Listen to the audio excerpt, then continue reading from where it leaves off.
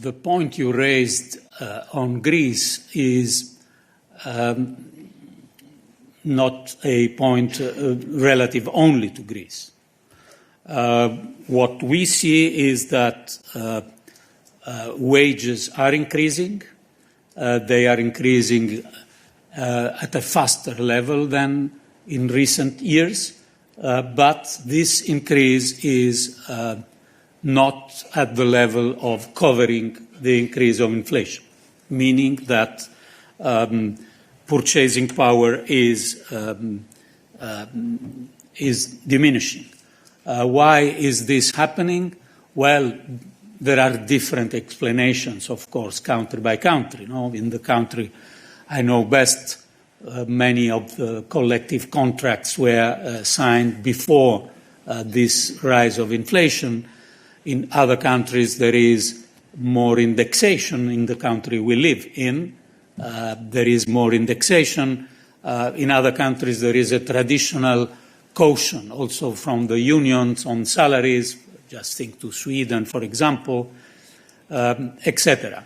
But the fact is that we have an increase of wages, but this increase is not covering the increase of inflation. And from this point of view, I think that fair burden sharing between wage income and profit margins is justified. And this is, I think, for member state to decide if, how, but a fair burden sharing is, I think, justified.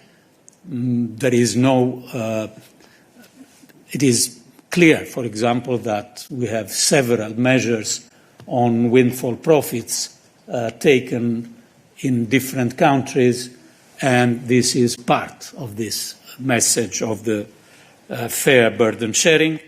Of course, this is particularly true for countries like Greece,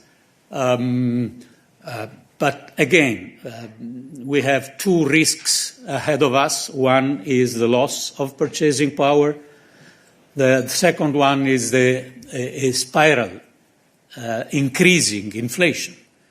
And the further increase of inflation would also be damaging low and middle income people. So we need a balance.